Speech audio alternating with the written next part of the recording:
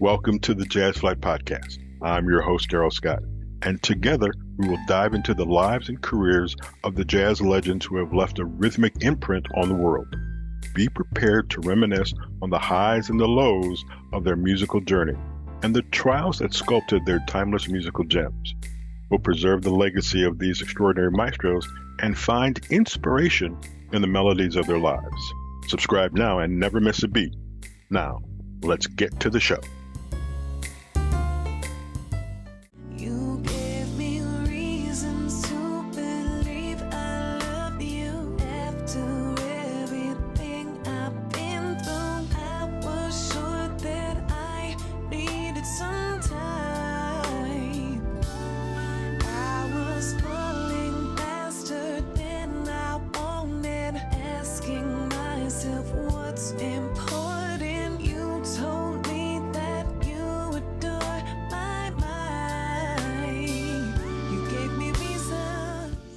Ladies and gentlemen, welcome to the Jazz Flyte Podcast. I am Darrell Scott, the young lady, and I was always told never to say left or right because I don't know where it appears on your particular screen.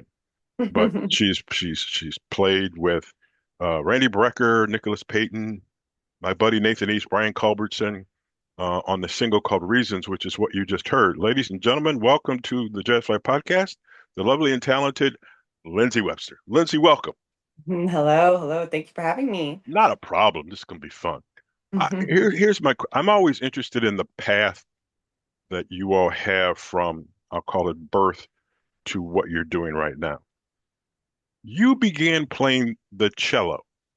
Right. Somehow I just can't see cello leading to vocals and all the stuff that you're doing. So talk about that journey from playing the cello to the vocalist that you are now. Yeah, well, I don't know. I guess I've just always had like a musical, instinct. So growing up, when we were in like the second grade, we were allowed to choose an instrument and choose what we wanted to play in like orchestra or band. So I actually started on the violin, but I didn't really like it. So I switched to the cello. And that was my main thing until probably I was 16 or 17, and I was in a school district that provided a cello and provided, a whole music curriculum. And I moved to a small school district that didn't have that, so I didn't have, any orchestra to play in or anything to be a part of, or even an instrument because I rented it from the school. So I was always like a singer the whole time. I always loved singing, but my teachers, they appreciated that and everything, but they were like, but we need cello players, so just keep playing your cello. So that was my main thing for a long time. And then once I moved, and didn't have the cello accessible to me, I just started singing more, just doing like open mics. Like I would always write lyrics and poems and stuff because I love, like, that's a big part of the reason, or a big part of, songs that I love are what the message is and what the lyrics are saying, along with the music. So yeah, I've always just been like a lyricist, a singer, and then I just started being crazy enough to believe that I could actually do it, and kept it moving, kept working on it. What was that? I'm going to steal the name of another show. What was that pivot that took you from I'm playing this cello, but I'm going to go full time into being a lyricist? I just think it was a natural progression of things. It wasn't like one day I decided I'm gonna I think I always was a singer and a lyricist. And then like I said, when I didn't have the cello, I just started singing more and just gravitating towards that. When you're in this younger stage, who were your vocal influences, so to speak, the people that you listen to learn how to improve or become a better vocalist? I just always really loved to listen to voices that could do big things. Like the first time I heard Mariah Carey on the radio, I was like, I don't think I was even really consciously a singer or anything at that point because I was so young. She came out in 90 or 91. I was 2 or 3. So it's not like I was like a singer yet, but Thanks, Lindsey. I'm not. Let's not like, talk about age. So like I don't know, I was always gravitated towards listening to these singers with big voices or like the R&B groups with all the harmonies. I just always gravitated towards R&B chords more than like I don't know, folk or anything or Hmm. rock or which I love that kind of music too. Right. The music that I was buying was like Mariah, Whitney, Destiny's Child. Um, my brother is 10 years older than I am, and he was like a punk rocker. So I Hmm. also have, a love for like, I literally love all kinds of music except for like nowadays country and nowadays hip hop. Okay. So with that being said, the the island that you're on when it comes to vocalists, you're in a group with, I don't know, Diane Shore, Candace Springs, Diana Krall. Is that the area you wanted to get into? Is that the area? Is there competition? I mean, do you go, I got to do better than this person? What do you do? Ooh, I am only competing against myself. It's a Okay. rough one too, let me tell you. Um, no, I don't look at it like that at all. And in terms of like the lane I want to be in, I think about this a lot because I've been really lucky and fortunate to have this market of contemporary jazz, smooth jazz, jazz, like the whole umbrella that Hmm. is jazz, taken our music when I don't necessarily like I didn't study jazz singing or not. I would never consider myself like a Jasmine Horn or like these singers who can just like get on stage and be like, Yeah. like they're so have so much to offer in that way. So I would never even like put myself in, even with Candace Springs, like I just feel like um whatever lane that I can get in so people that want to hear my music can listen, I'm open to that. And I'm so grateful that jazz has given me a platform to even begin um this genre and this um world I've been living in since I had music come out and get onto the Hmm. radio has been incredible, like putting me, like you said, in on like Randy Brecker recorded on my album. To me that's like such a huge Right. just a huge milestone in someone's career lifetime to have someone so legendary like your music and say, yeah, I like this, let's do this. And I'm just, whatever lane I'm in, I'm just keep driving. Like I said, like I really I'm just trying to not even be better than what I did before, Hmm. but just like be still continue to be authentic and make music that I like. That's really important to me. Okay, let's take a break and listen to some work that you've done. Let's listen to Close to You by the Jazz Flight guest, Lindsey Webster, on the Jazz Flight Podcast. So much more than I can take. Feels like every moment gone is way too long. I can't wait to get close to you. And baby, I can't say, oh no, see myself without your love. Every time I try to say the words in my heart, but I can never admit that I just want to be close to you. Welcome back to the Jazz Flight Podcast. I'm Darrell Scott. She's Lindsey Webster. Um, Mhm. Lots of music, lots of her vocals.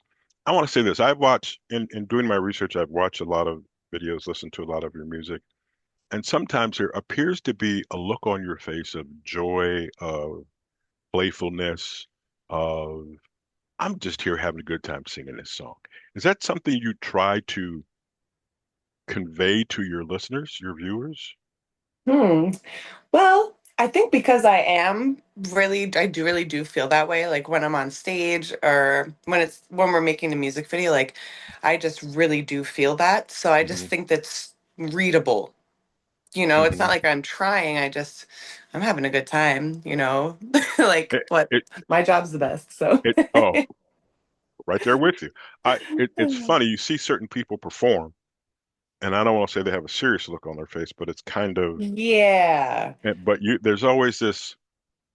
I playful understand what you. grin. I feel like I'll for like the serious moments I'll like be serious, but Right. I'm kind of like a jokey person and I don't take life too seriously anyway, so that's like my vibe. We'll get along just fine.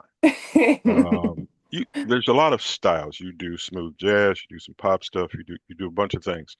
Is one of them more your favorite than the others, or you just sing to have fun and sing?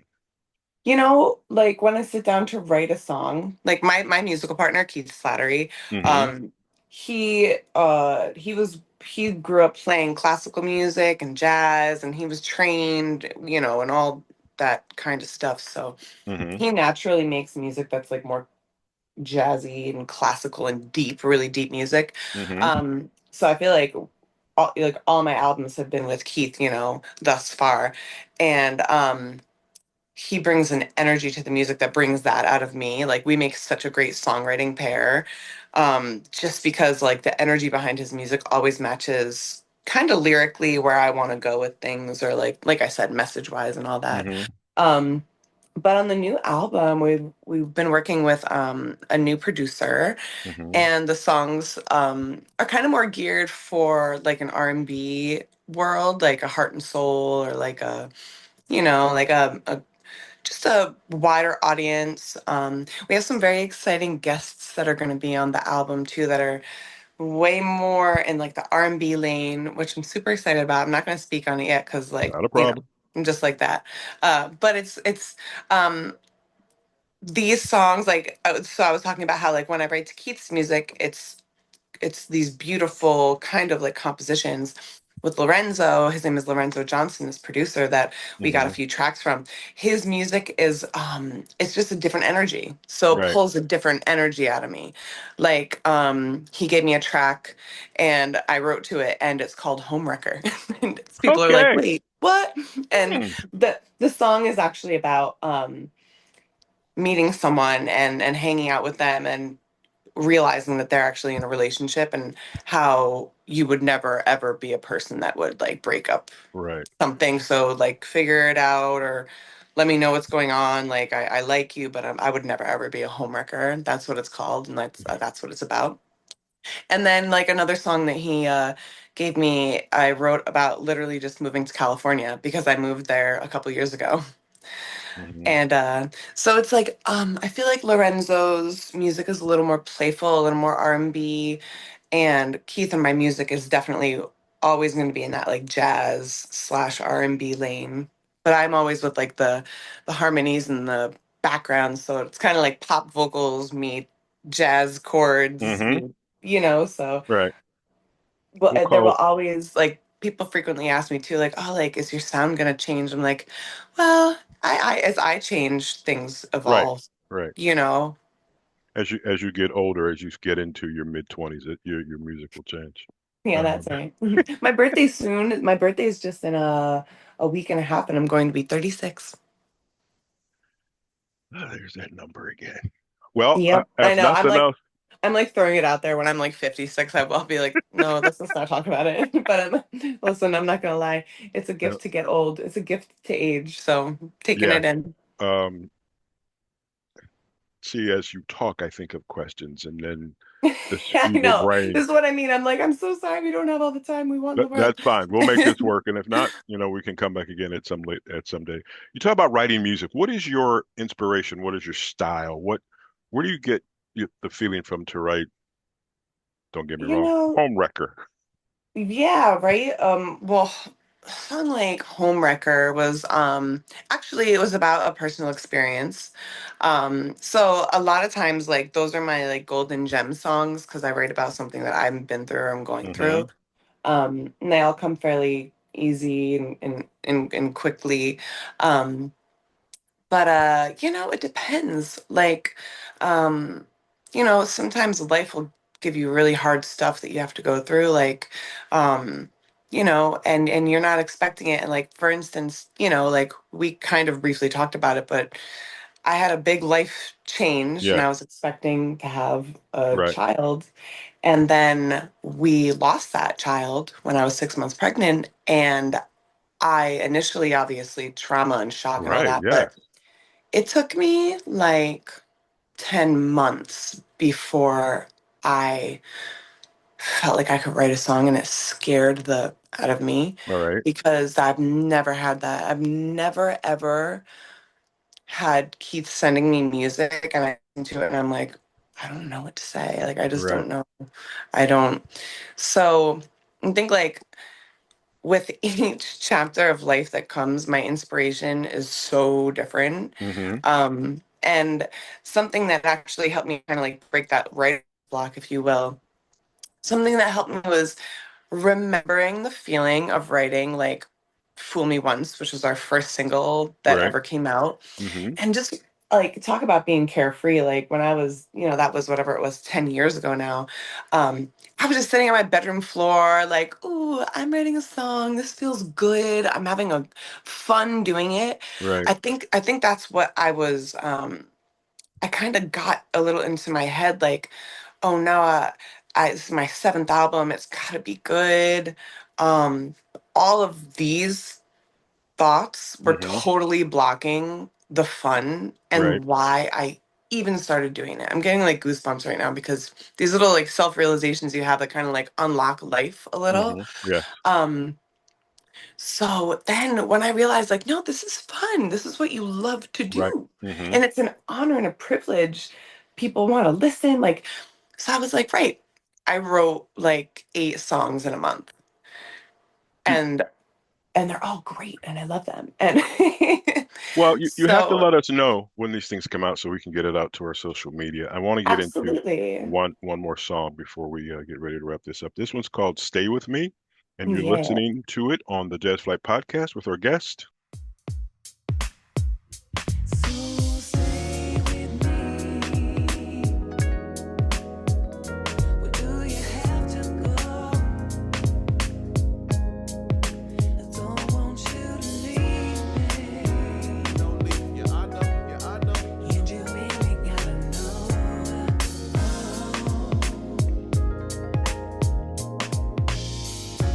Don't wanna tie you down. Just wanna chill and be around you. Knowing that it's so sweet when we do spend the time. Stay with me from Lindsey Webster on the Jazz Flight Podcast. Lindsey, let's talk about future. You've got a new product coming out. When should we expect single full project? Because I don't know what we call it today. Yeah. Um, I mean, don't get me wrong. I go back to when all you musicians were all in the same room and you sang, and then you had an album, but you Right. released a single. So what should we expect first, and Well, when? we're gonna do it old school and we're all going into the studio. We've actually recorded some tracks. And a couple of them are gonna be on the album. They're already done and in the box, as they say, or in the bag or whatever they say. I don't even know what they Hmm. say. So we're going in at the end of January. We're gonna go to LA, Okay. and work out there with the band in the room, and get the tracks down for the rest of the album. So I would say that you should be looking for a single to come out in like the next couple months, and the Okay. project will be out in springtime. Has that, and I don't want to get political or philosophical, but Hmm. this new Uh-oh. thing, I'll be here all day. it's Mm. one of those things where I've talked to a bunch of people, whether it's an independent artist or one who's got the backing of a record label. It's this whole arena has changed. And for Mm. a guy like me who's used to, like I said, you can look over and see the guitarist, you can turn around and see the drummer. That's an adjustment because I'm of the feeling if if somebody's doing something wrong, you can kind of give them a look and they can go, okay, I need to button this up, I need to step up. Mm. Or this other thing where it's like, I, I'll tell the story real quick. So I'm talking to Janice Siegel of the Manhattan Transfer. She and somebody else lived in New York. They did their tracks there. They shipped them to Germany because they were going to have some German band do some stuff. At the Mhm. same time, the two people in Los Angeles send theirs out there. Then it goes back to LA to put in the rhythm section and everything. Right, right. I just want to be able to sit in the room and watch all of you, but that's just me. You know, Um, honestly, that way is like a lot of times way more cost effective because Yeah, right, like we have drummers that just have a drumming like a setup. Like you right, don't have to pay for studio time. Like their cost is like it's always like so much lower. right, And yes, like I just love going into the studio though. And like when you have a song and when you have real people like sitting with each right, other and kind of working out arrangements, I don't know, it's just different. yeah, yeah, Like I've done that remote recording before and it's hmm fine and it does the job to get the song out, but like I don't know. I think it really depends on people's preferences and also budget. right, Not that like, you know, like Shawnee is great and they help us with hmm albums, which is such like an incredible thing to have. Like I right, remember my first CD, my first few CDs that did Kickstarters for, hmm um, and raised a whole bunch of money and we were able to do it. But you know, being able to have that, you know, it's right, awesome. I'm not gonna lie, because we probably wouldn't necessarily be going like into the studio every time, or right. being able to do what we do. You Or know. like you're in New York and you got to go to LA. But if you've moved it, and I understand it, it's just me having a tough time grasping that because, like I Yeah. said, I'm very much old school. Yeah. How can our folks, everybody who's listening and watching, keep track with what you do and find out when this new music comes out? Yeah. Well, you can always go to my website and get on my email list. Email list is probably the best way. Okay, Because I know not every, you know, even if you're on like social media, people don't see right. things for some reason. I'll hmm write that I'm going to be in Seattle, and 2 weeks later, people are like, "When are you coming to Seattle?" I'm like, "I just flew there. Where were you?" No, it's the worst because I'm like, "Dang!" Like you make these graphics and you like put out these Right, videos, but like the Insta whatever algorithms right. like funnel them whatever way they do anyway. Yeah, So I would say email list. Like if you're really dying to come check a show, get on our email list, or if you know want to support in any way, we're always doing updates and just sending out merch, you know, and we yeah. got merch coming out and stuff like Well, that. we definitely will support that. So, like I said, whatever comes out, whenever it comes out, if you just post it, I believe we have uh this. I have your email address, you have mine. That's Post right. it out there, and then we'll put it out on the website, and I will add you to my stuff right now. So anything that you post should show up. Lindsay, this has been fun. The Yes. ultimate goal of this, I'm not rich, but we got to get you to Cleveland, Okay. or at least Let's go. the area, and for people to see, because that's the one thing I'm trying to get done is to bring this music back. We used to have 112,000 venues for people to play. Now we got maybe four. Yeah, And I they know. and they do like each one does one concert a year. So we're doing the best we can. But it's been a Yeah. pleasure. It's been a You pleasure. Thank yeah, you. you take care of yourself. If we were in close confines, I give great hugs. Oh. So I'll just send you one so you can have one and keep it with you. Lindsay, at some Awesome. point we'll Thank you. probably do this again. Good luck to you. We're Yeah. looking forward to the new music and we'll go from there. All right, Dad. Thank you so much. Not a problem. Ladies and gentlemen, you've been listening to the Jazz Flight Podcast. I'm Darrell Scott. We will talk to you next week. Now I get to hit pause.